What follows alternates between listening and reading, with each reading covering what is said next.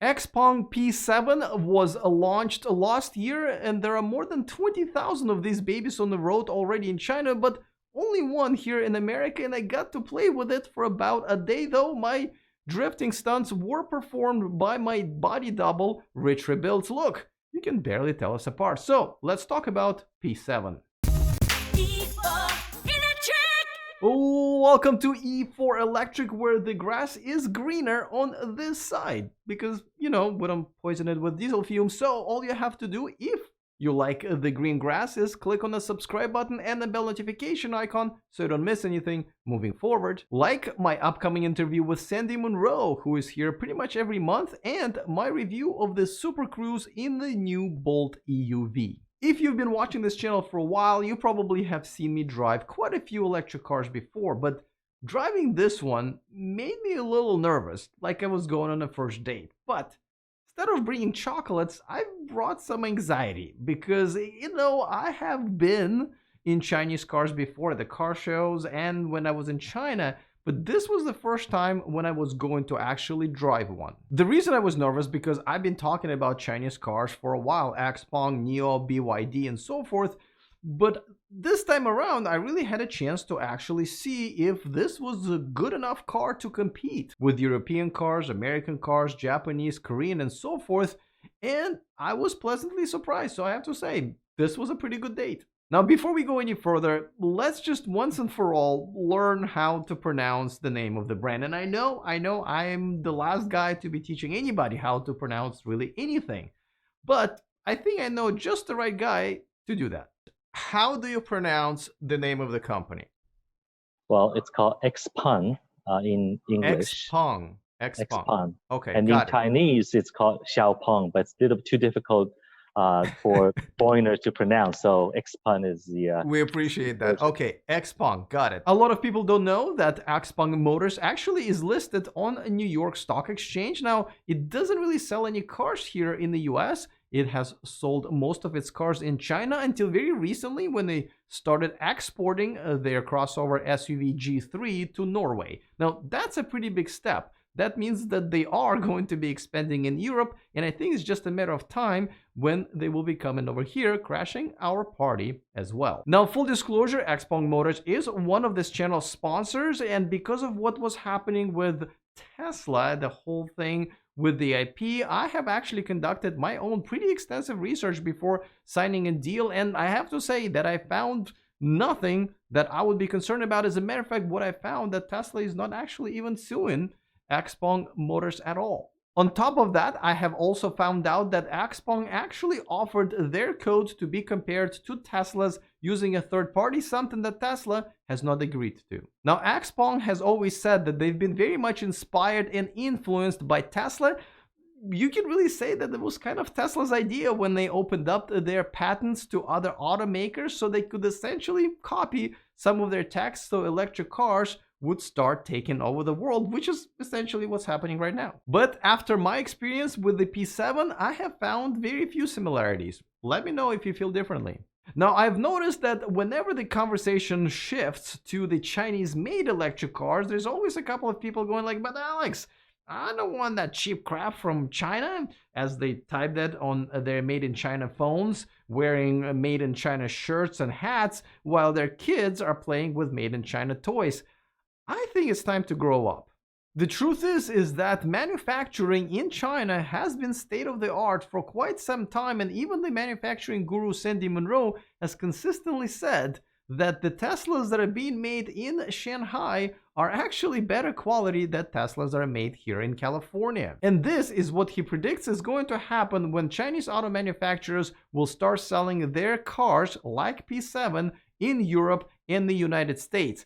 Something that Xpeng Motors has already started. Yeah, I think the Chinese are going to come in and it'll be just like, I mean, this is going to be a repeat of when the Japanese started bringing cars into the US. Now, every time a new electric car comes on the market, it's always compared to Tesla, which is fair because they are the industry leaders. Now, in this case, I wasn't surprised that that was happening.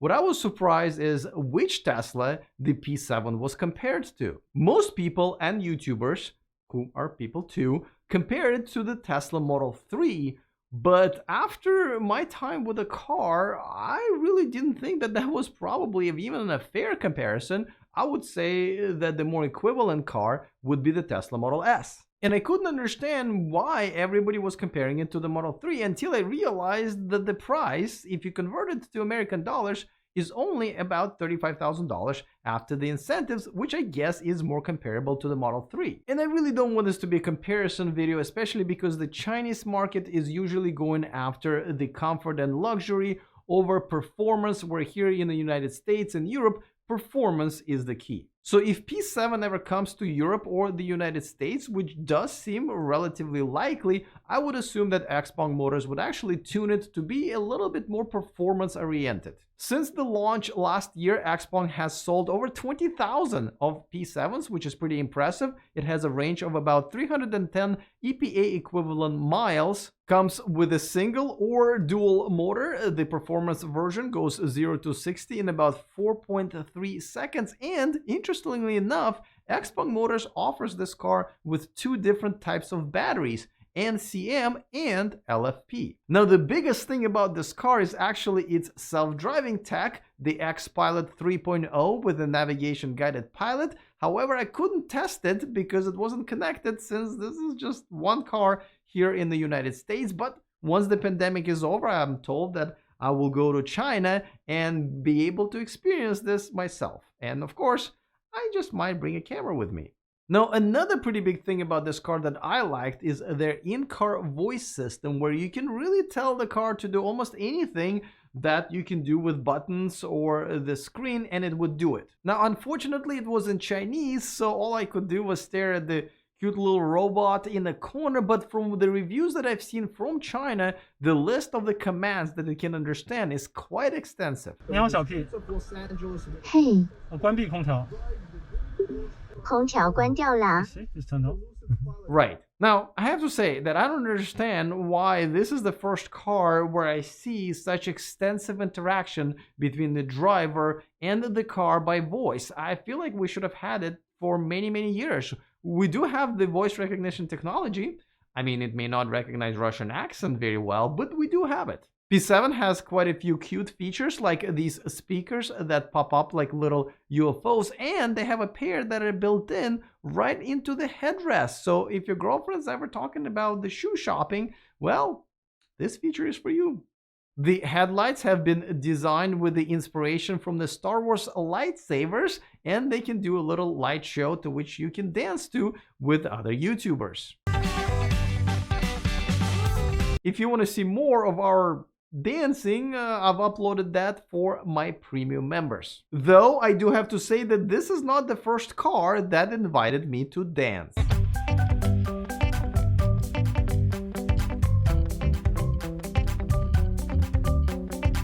Now, I did get a pretty extensive walkthrough of the user interface, which I believe is one of the most important things in the car nowadays, now that they're becoming sort of laptops on wheels, and this one was pretty impressive.